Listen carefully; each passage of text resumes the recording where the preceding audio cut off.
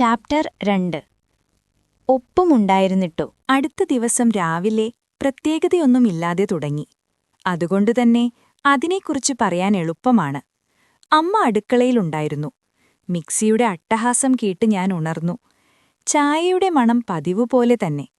ഞാൻ കസേര വലിച്ചിരുന്നപ്പോൾ അമ്മ ചോദിച്ചു, "ഇന്ന് നേരത്തെയാണല്ലോ?" "അതെ," ഞാൻ പറഞ്ഞു. എന്തുകൊണ്ടെന്ന് പറയേണ്ടി വന്നില്ല. അമ്മയ്ക്ക് ചില മറുപടികൾ കേൾക്കേണ്ട ആവശ്യമില്ല. അമ്മ ഒരു പ്ലേറ്റിൽ 2ഉം മറ്റൊരു പ്ലേറ്റിൽ 3ഉം ദോശ വെച്ചു. ഒന്നധികം വെച്ചത് എനിക്കായിട്ടാണെന്ന് എനിക്കറിയാം. അമ്മ അത് പറയില്ല. പറഞ്ഞാൽ സ്നേഹം ഔപചാരികമാവും.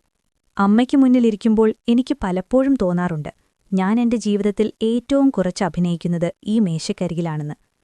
അമ്മ ചോദിച്ചു, "ഇന്നലെ അവളെ വിളിച്ചോ?" "വിളിച്ചു," ഞാൻ പറഞ്ഞു. "എന്താ പറഞ്ഞത്?" അമ്മ ചോദിച്ചില്ല. ആ സംഭാഷണം അവിടെ നിലച്ചു. ദോശ കഴിച്ച് ഞാൻ ഓഫീസിലേക്കിറങ്ങി. ഓഫീസിലേക്ക് പോകുന്ന വഴിയിൽ അവളെ ഞാൻ വിളിച്ചില്ല. വിളിക്കേണ്ട കാര്യമുണ്ടായിരുന്നില്ല. അവളും വിളിച്ചില്ല. ഇതാണ് ഞങ്ങളുടെ ബന്ധത്തിന്റെ ഇപ്പോഴത്തെ അവസ്ഥ. ഒരിക്കൽ ഇതൊക്കെ എനിക്ക് പേടിയുണ്ടാക്കിയിരുന്നു. ഇപ്പോ ഇത് സാധാരണമാണ്. ഓഫീസിൽ ജോലി പതിവ് പോലെ നടന്നു.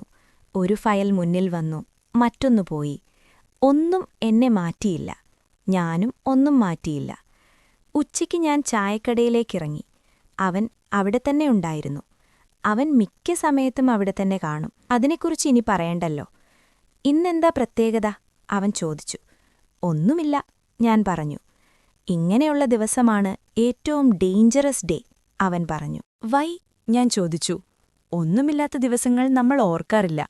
പിന്നീട് ചിലപ്പോൾ ഇങ്ങനെയൊരു ദിവസത്തിലൂടെ നമ്മൾ കടന്നു പോയതേയില്ലാത്തതുപോലെയായി മാറിയേക്കാം." അവൻ ചായ കുടിച്ചു. ഞാനും. അവൻ പറഞ്ഞത് അത്ര വലിയ തത്വമൊന്നുമായിരുന്നില്ല.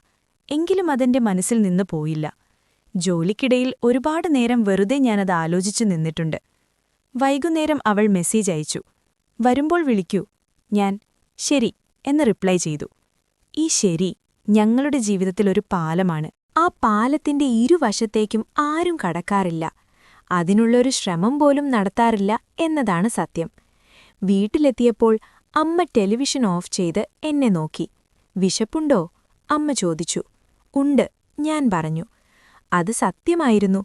ചില ദിവസങ്ങളിൽ വിശപ്പാണ് നമ്മളെ സത്യസന്ധരാക്കുന്നത്. ഭക്ഷണം കഴിക്കുമ്പോൾ അമ്മ ചോദിച്ചു, "അവൾ ഈ ആഴ്ച വരുമോ?" "അറിയില്ല," ഞാൻ പറഞ്ഞു. പിന്നീടൊന്നും ചോദിച്ചില്ല.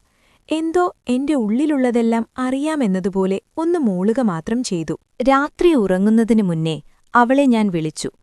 അല്പം താമസിച്ചാണ് ഫോൺ എടുത്തത്. "എന്താ?" അവൾ ചോദിച്ചു. "ഒന്നുമില്ല," ഞാൻ പറഞ്ഞു. അവൾ ചിരിച്ചു. ആ ചിരിയിൽ സന്തോഷമില്ലായിരുന്നു, സങ്കടവുമില്ലായിരുന്നു, ഒരുതരം നിർവികാരത മാത്രം. "നാളെ സംസാരിക്കാം," അവൾ പറഞ്ഞു. "ശരി," ഞാനും പറഞ്ഞു. ഫോൺ വെച്ചപ്പോൾ എനിക്ക് തോന്നി, ഞങ്ങൾ രണ്ടുപേരും ഒരേ സമയം ഒരേ കാര്യം ചിന്തിച്ചിരിക്കാം. പക്ഷേ അത് പറയാൻ ആരും തയ്യാറായില്ല.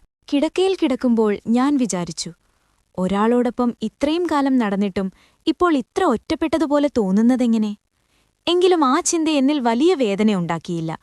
ഞാനുറങ്ങിയത് അവളെക്കുറിച്ച് ചിന്തിച്ചല്ല, എന്നെക്കുറിച്ച് തന്നെ ചിന്തിച്ചാണ്. വലുതല്ലെങ്കിലും ഇപ്പോഴത്തെ എന്റെ ജീവിതത്തിൽ ഇതൊരു ചെറിയ മാറ്റമായിരുന്നു. ചെറുതല്ലാത്തൊരു ചെറിയ മാറ്റം. തുടരും. അപ്പോൾ എല്ലാവരും ലൈക്ക് ചെയ്യുക, കമന്റ് ചെയ്യുക, സബ്സ്ക്രൈബ് ചെയ്യുക.